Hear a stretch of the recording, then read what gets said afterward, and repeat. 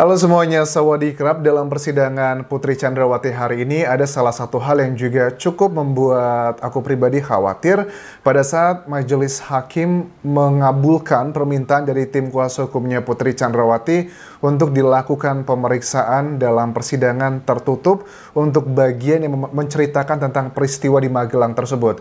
Sebenarnya ini sudah aku bahas ya di video waktu malam lalu kita live bersama. Aku menduga sangat kuat bahwa akan ada parsial yang akan tertutup terutama untuk alasan yang terjadi di Magelang tersebut di tanggal 7 Juli 2022.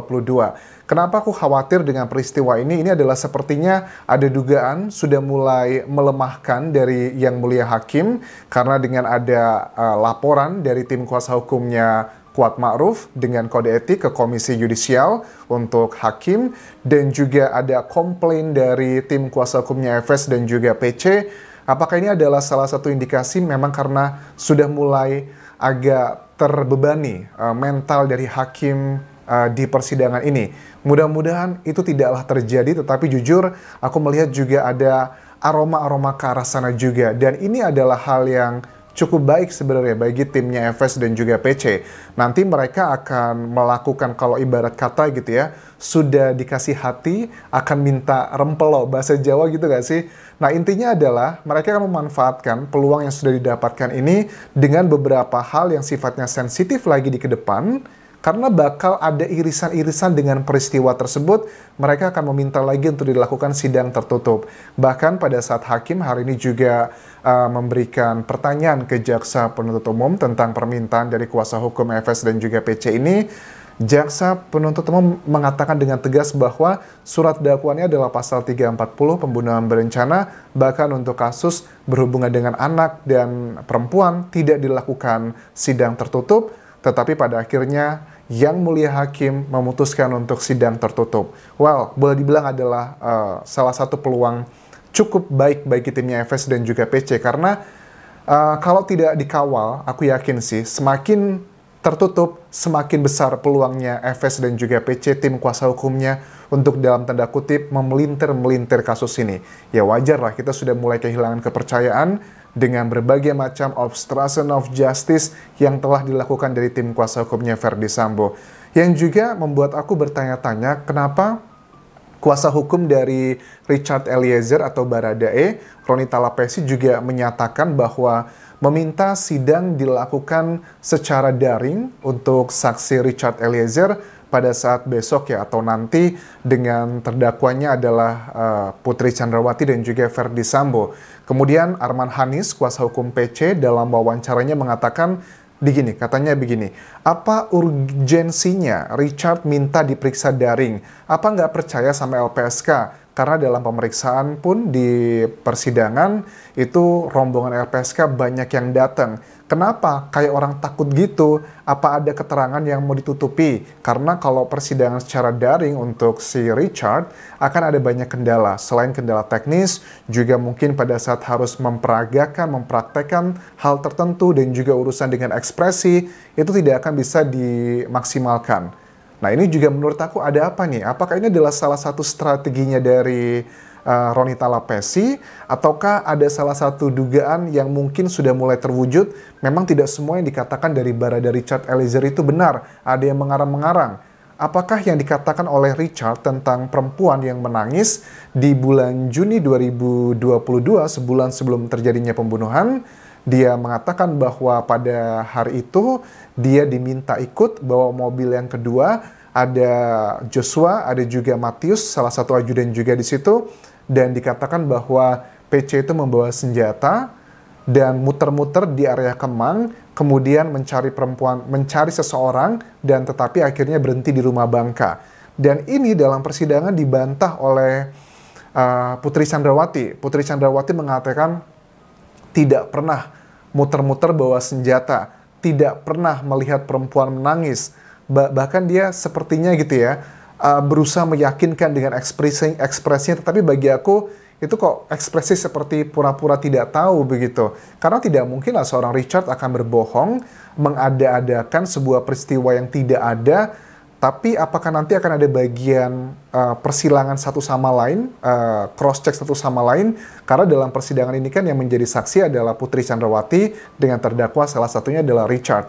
Nah, harusnya nanti kita akan melihat ya, karena pada saat aku buat video ini pun sidangnya sedang berjalan, akan ada kayak di cross check satu sama lain.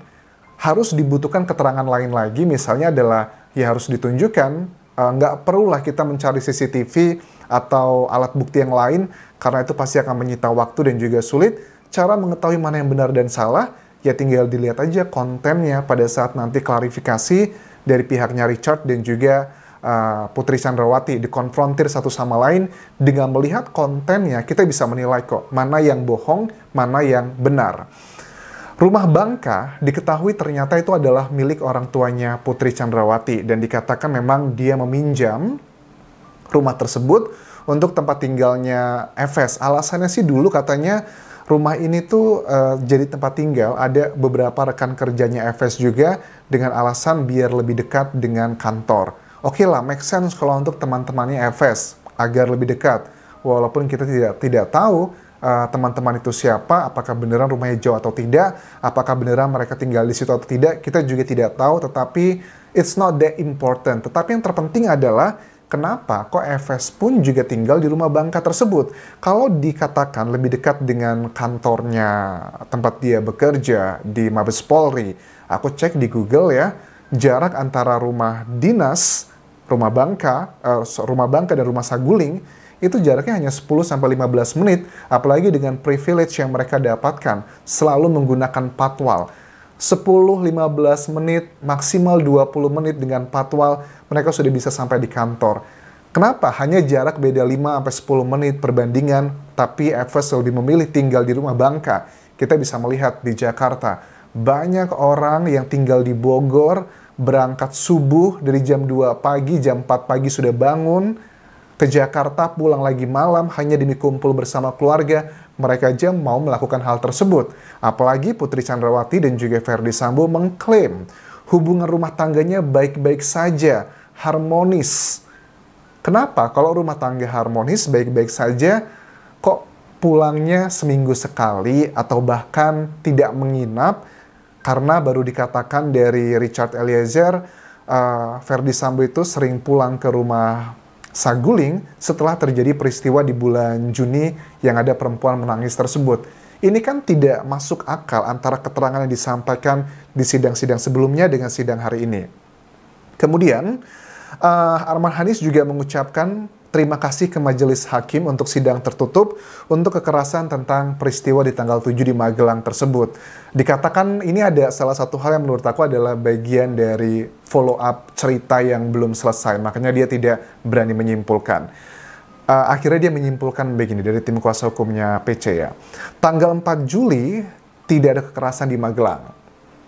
Hanya mau dibopong saja, makanya tanggal 5 Joshua masih ikut jalan-jalan ke Jogja dan berkunjung ke salah satu mall di sana adalah Ambarukmo Plaza. Ini kan baru dikatakan oleh tim kuasa hukumnya FS dan juga PC hari ini di persidangan gitu kan ya. Aku yakin mereka sudah mendapatkan banyak kesempatan berbicara di media massa dan mereka sebenarnya bisa aja mengatakan ini jauh-jauh hari sebelum hari ini. Tetapi kan ini baru kita dapatkan sekarang ini teman-teman. Kalau menurut kalian nggak kok Anjas, ada sebulan yang lalu timnya FS dan juga PC mengatakan tanggal 4 Juli tidak ada kekerasan, hanya mau dibopong saja. Boleh, kalian tuliskan linknya di kolom komentar ini, karena aku cari-cari di jejak digital, tidak ada statement tersebut. Kenapa? Baru sekarang mereka mengatakan statement ini, ya agar mendukung peristiwa fakta yang sudah real, Joshua, Putri Chandrawati, dan yang lainnya itu sempat jalan-jalan ke Jogja. Karena itu adalah hal yang tidak mungkin kalau orang baru dilakukan hal seperti itu masih mau gitu jalan-jalan. Padahal kan kalau kita sedikit flashback, kata Susi di BAP, Kuat Ma'ruf juga di BAP, si Joshua itu mau gendong Putri Chandrawati. Bahkan Susi juga mengatakan sudah menggendong bahkan. Tetapi si Richard mengatakan pada saat itu memang benar, Joshua mengajak si Richard untuk ngebantu ngebopong, tetapi ditolak sama ibu. Tetapi kan sebelum-sebelumnya framing yang dibuat dari Susi dan juga Kuat Ma'ruf, si Joshua ini nggak sopan mau ngangkat ibu Putri Chandrawati di ruang tamu untuk ke kamar gitu. Kemudian ditegur sama Kuat Ma'ruf. Kan framingnya berusaha dibuatkan kesannya memang ada nggak sopan gitu. Memang benar apa yang dikatakan dari Arman Hanis, tidak ada peristiwa kekerasan tersebut. Ya kita juga sudah tahu memang tidak ada peristiwa kekerasan tersebut, tetapi kenapa Kuat Ma'ruf dan Susi dari awal di BAP, walaupun di persidangan Susi akhirnya merubah keterangan tersebut dengan alasan saya nggak konsen saat itu, kan kita nggak bisa terima begitu aja dong teman-teman ya. Karena setahu aku ya, semakin lama ingatan seseorang, itu kan akan semakin banyak yang lupa. Nah, antara BAP, berita acara pemeriksaan, dengan keterangan di persidangan Susi, itu kan lebih awal, lebih dulunya adalah yang di BAP. Artinya ingatan yang lebih kuat harusnya yang di BAP bukan di persidangan. Kalau di persidangan dirubah, artinya memang ada skenario-skenario yang harus diingatkan, harus dirubah agar mensupport fakta-fakta yang sudah nggak bisa diungkit lagi, dibantah lagi di persidangan agar lebih make sense. Jadi itu adalah bagian-bagian yang kalau bohong pasti akan terbongkar dari sisi manapun. Karena kebenaran itu seperti angin teman-teman ya, akan keluar dari lubang sekecil apapun. Kemudian juga dipertanyakan tentang peristiwa yang di rumah Bangka tersebut. Itu kalau aku lihat kembali ke awal tadi teman-teman, si Putri Chandrawati kan mengatakan tidak ada atau tidak benar apa yang dikatakan oleh si Richard. Lantas apa manfaatnya yang didapatkan oleh Baradae atau Richard pada saat dia berbohong mengatakan ada perempuan menangis tersebut? Coba kita lihat dari dua belah sisi. Apakah ini salah satu usahanya bagi kalian yang percaya bahwa saya setuju dengan pendapatnya Putri Chandrawati, si Richard yang bohong? Apakah karena Richard ingin mencari simpati masyarakat dengan berbohong seperti itu? Oke, itu yang pertama. Atau yang kedua, bagi kalian yang percaya dengan Richard dan mengatakan bahwa si Putri Chandrawati yang bohong, alasannya adalah karena memang itu adalah fakta sebenarnya dan Richard juga tidak mungkin berbohong, kan sebenarnya bisa di cross check ya karena ada saksinya juga banyak ya. Tetapi aku yakin juga saksi tersebut juga masih cukup sulit untuk dan butuh waktu panjang, kayak misalnya Koh Eben ataupun juga nama-nama kayak ajudan yang lainnya. Kan mereka juga pasti akan mengatakan saya tidak tahu, saya tidak melihat. Ada kemungkinan ke arah situ juga kan. Yang menjadi permasalahan adalah mengenai perempuan menangis tersebut. Nanti misalnya ada si ajudan yang lain lagi di sana, kan bisa ngeles sama seperti KM dan juga RR di peristiwa tanggal 8 Juli aja di ruangan tersebut saat penembakan mereka bisa ngeles, katanya saya terhalang oleh tembok, terhalang oleh kulkas, saya nggak ngelihat karena ada HT yang masuk. Itu juga pasti akan mencari aman masing-masing. Tetapi sekali lagi untuk mencari solusi dalam perbedaan keterangan antara PC dan juga Baradae ini adalah dengan melihat kontennya. Karena dengan analisa kualitatif ya data-data tersebut itu menurut aku akan lebih masuk akal mana yang kira-kira bohong dengan rangkaian-rangkaian pada saat penjelasan nanti. So itu aja yang bisa aku update untuk persidangan kasus Brigadir Joshua untuk hari ini.